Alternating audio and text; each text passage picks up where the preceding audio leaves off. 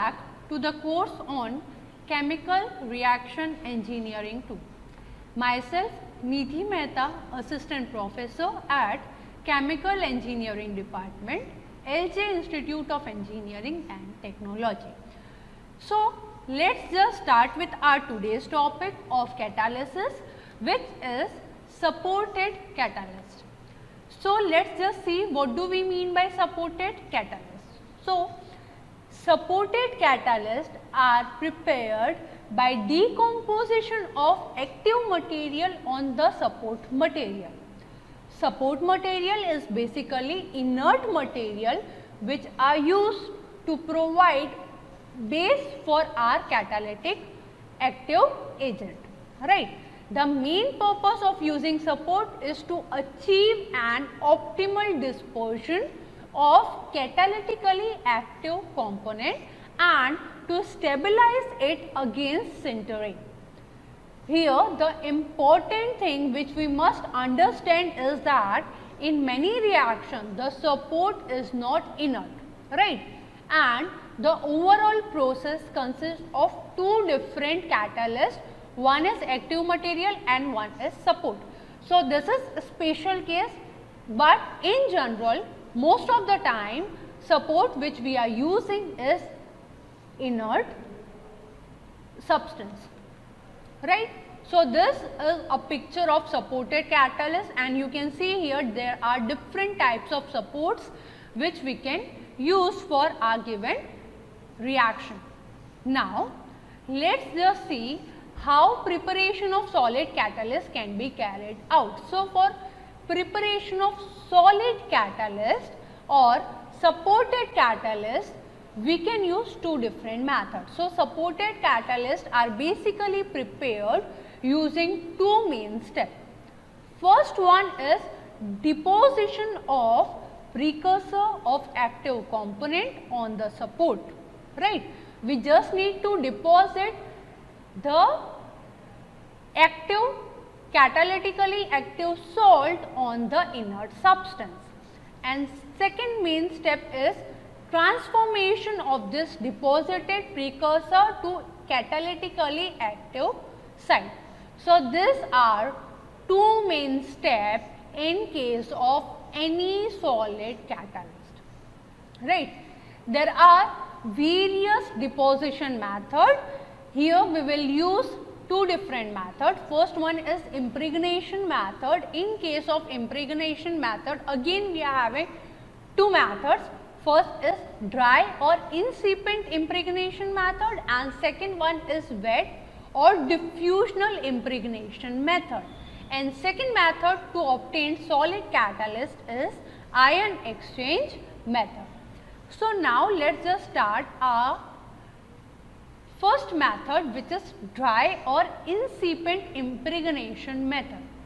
So, in this method a previously dried support is contacted with volume of solution which is equal to pore. So, what we are doing is we are just taking our support or support which is used as a support material and we are just providing it a previous drying, right. We are just giving it a proper drying and then we are bringing it in contact with a solution which is of same volume as the volume of pores available on that particular substance or support. The solution contains the required amount of precursor of active site. As soon as we brought the support material to the equal amount of solution, the solution is drawn into the pores with the help of capillary action or capillary suction, right. In case of proper wetting, no excess solution will remain outside the pores. Now, part of air will be present in the pores due to the action of capillary force. So, as you can see here, in case of dry or impregnation method or dry or incipient impregnation method, as you can see here, there is an air pocket which is present inside the pore of a catalyst. So, what is happening when you are providing equal amount of solution which is equivalent to the volume of pore, the air which is present inside the pore cannot escape entirely out of the pore. So, there will be a presence of air pocket inside the pore, right. So, this is the case when we are using dry or incipient impregnation method. The next method is wet or diffusional impregnation method. So, what happened in case of wet or diffusional impregnation method? In case of wet or diffusional impregnation method, diffusion of solute is taking place using fixed flow. What we are doing is we are providing excess of solvent to our support. We are just drying a support and immersing it into excess of solvent. Due to presence of excess amount of solvent, the entire solvent is getting inside the pore of catalyst, and hence there is no air pocket available inside the pore of catalyst. As you can see here, there is no air pocket present inside the pores of catalyst. So, adsorption of solute onto the support, and this depend on the adsorption capacity of the support and on adsorption equivalent constant also. So, this happened when we are using a wet or diffusional impregnation method. So, if you compare between dry and wet method, only difference is in the volume of solution we have taken. In case of dry method, equivalent volume to the volume of pores of support we are taking, and in case of wet impregnation method, we are taking excess amount of solvent, right. Now, the next method is ion exchange method. So, in case of ion exchange method, what we are doing is ion exchange method is basically consist of replacing an ionic species by another ionic species in electrostatic interaction of the precursor, right. So, what we are doing is we are simply exchanging ions using electrostatic interactions of precursors with the surface of support, right. Now, the support containing ion A is basically dipped into excess volume, right. How much excess we need? Volume which is equal to the pore should be excess than that, right. So, we are taking the volume excess to the availability of pores. So, we are simply dipping our ion A into excess volume of a solution containing ion B. Ion B is basically gradually going to get deposited on the surface of our A, right. As you can see in this picture also, this is our A, or this is our metal A, which is deposited on excess amount of solution containing ion B. And if you can see the plate inside the beaker, it has changed the color. The change in color is due to deposition of ion B onto the plate of ion A.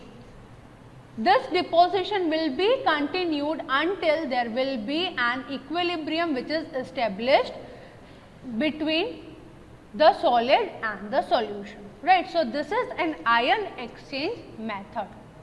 Now, the next step is washing and filtering.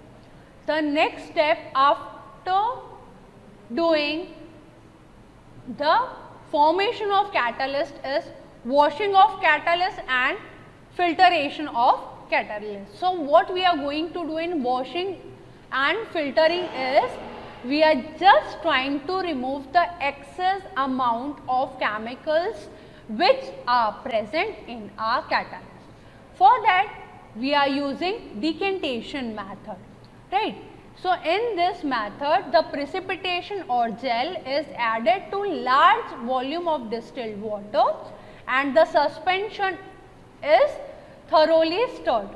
Then that suspension is allowed to settle down. So, by allowing them to settle down, the unwanted foreign material or unwanted undesirable foreign ions are separated from our catalyst. When we are able to get a clear interface, the water is removed by decantation and the process is repeated. This process is repeated until and unless we get a clear solution, right. So, this is the method of washing and filtering which we are going to repeat continuously until we get a clear solution. The next step is drying. In case of drying, what we are doing is we are just trying to remove the moisture content. So, drying is described as the elimination of water or solvents from the pores of either precipitate or gel which we have formed in our initial steps. So, this drying process can be achieved using either solvent evaporation method or using supercritical drying. Which drying we need to select? Let us just see.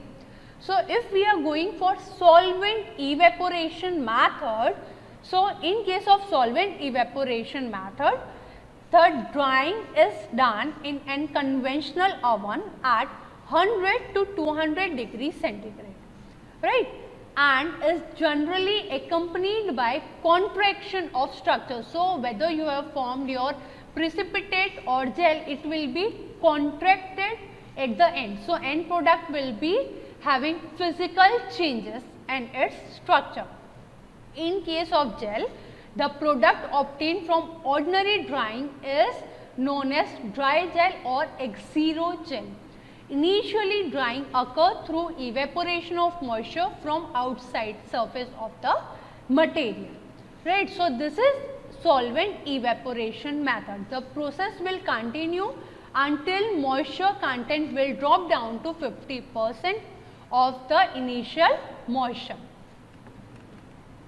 So, this is how we proceed for a solvent evaporation method. You just need to provide a proper temperature so that solvent can evaporate from the given condition. Coming to supercritical drying. Supercritical drying is basically used to eliminate the liquid vapor interface and accompany the capillary pressure responsible for structure collapse, right. So, it is basically used where retention of structure or retention of original microstructure of your product is important. When structure or physical structure of catalyst is very much important, we go for a supercritical drying. In this process, the gel are placed inside an autoclave which is filled with ethanol. The system is then pressurized at 750 to 850 psi and with CO2. Then it is cooled to 5 to 10 degrees centigrade. The liquid CO2 is then flushed through the vessel until all the ethanol has been removed from the vessel and gel. When the gel are ethanol free, the vessel is heated to a temperature and above the critical temperature, right. So, after that the vessel is heated up and the pressure of the system is again risen up. CO2 is carefully removed or released, maintaining pressure slightly above the critical pressure of CO2. The system is then held under the condition for the short time, followed by a slow controlled release of CO2 to the ambient pressure, right. So, this is the steps of phenomena of supercritical drying. So this is how it actually takes place. As you can see here, sol is combining with active component to give you gel drug, and then when you are providing supercritical dyeing, a gel drug is forming here. So this is all about today's session. Hope all the topics are clear. Thank you.